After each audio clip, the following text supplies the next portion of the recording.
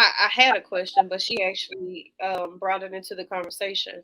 Um, I don't believe that you need therapy in order to recognize something that's wrong with you and work to navigate, move past it. I feel like, and this is as a person who's currently in therapy.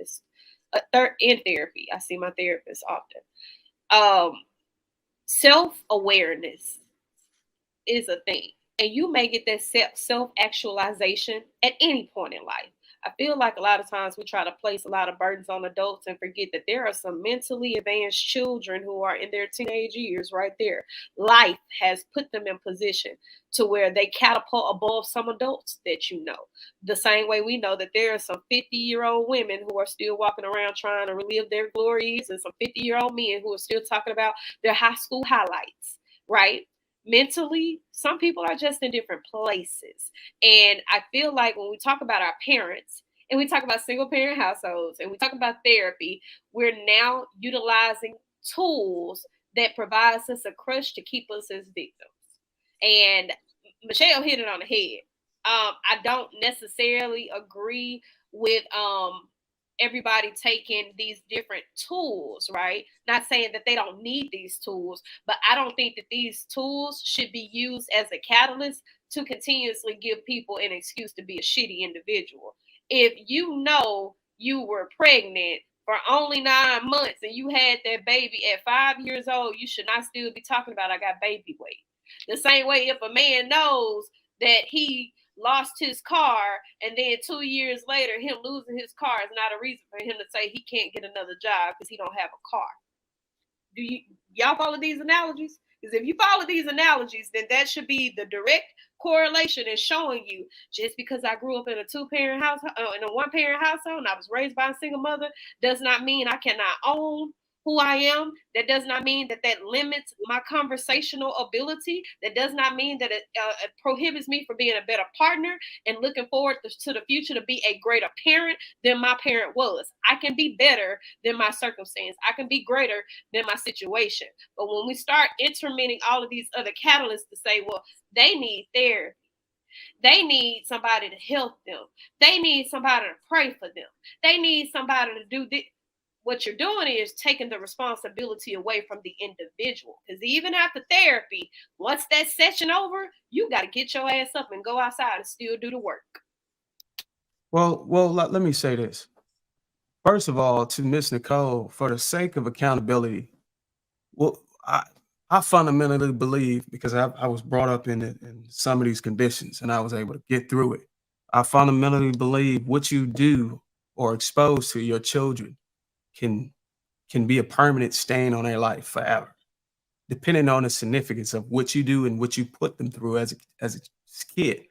So, for the sake of accountability, I don't want nobody listening to think or misunderstand that, oh, once I reach 21, I'm good. You know what I'm saying? That's that threshold I'm going to pass to where I can never look at my mom. Nah, she have to take accountability for that. Secondly, when I talk about therapy, and I think we might need to go a little layer because we're getting a little bit confused. You could say that it's subjective and in your experience because you've been in there, it doesn't necessarily work. It works for a lot of people. And it's you could look at it similarly like going to the gym. You're overweight, you're fat. Some people may say, "Oh, you're going to the gym." That, in my experience, it didn't work for me. That's why I'm 300 pounds. But you still have to go and do the damn work.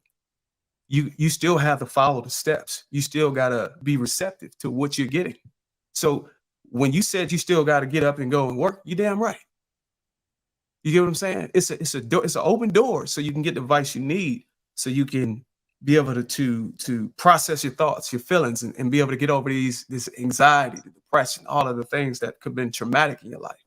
It takes you to be receptive. You can sit and listen to a therapist all day. Unless you put in the work and be receptive, yeah, it's gonna be a subjective state. Yeah, you're gonna say, yeah, my experience, it doesn't work. So it ain't gonna work for everybody else.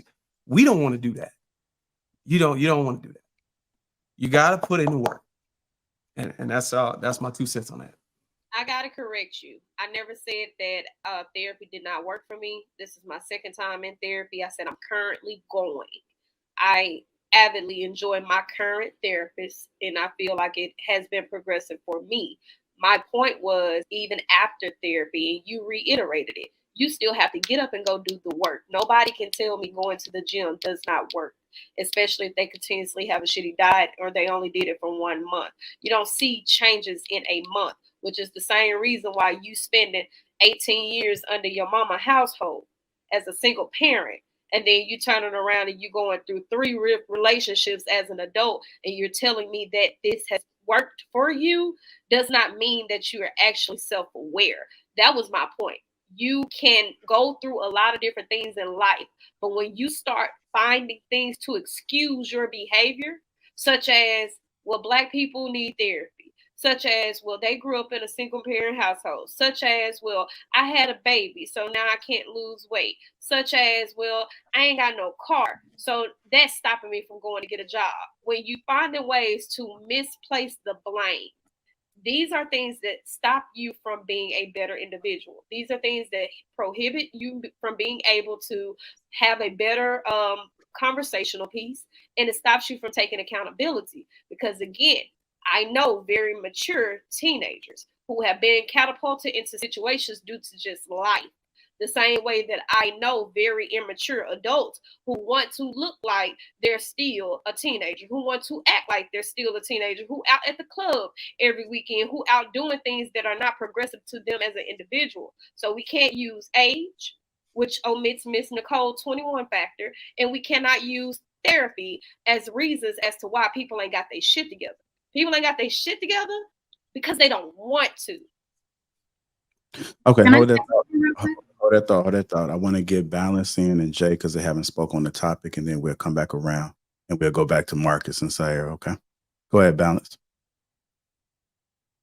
Can you hear me? Okay.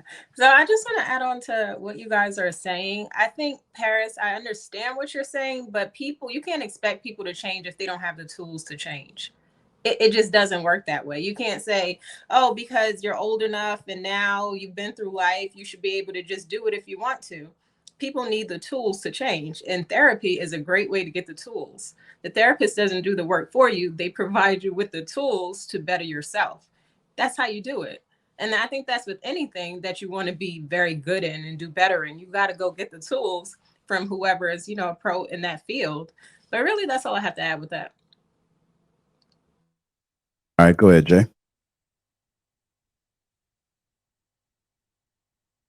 Oh, we can't hear you. You're on mute. A lot was said. I want to start back with Marcus. Main thing he said is you got to let it breathe.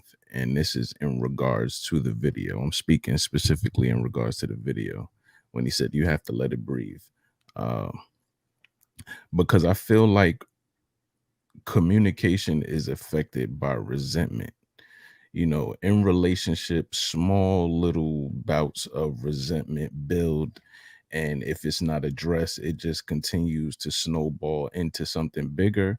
And you hold it in. And what it sounds like that guy did when, I guess they went at a therapist and the person was explaining himself, it sounds like he harbored some things. So, therapy can play a part in that. Whereas if he acquired the tools to, when he's feeling this big ball of resentment in his chest that he wants to explain, because like a lot of us, there's that time in a relationship where you like, yo, how am I gonna say this, yo? You know what I'm saying? If I say what I'm feeling, like this is gonna be like pulling a pin out of a grenade.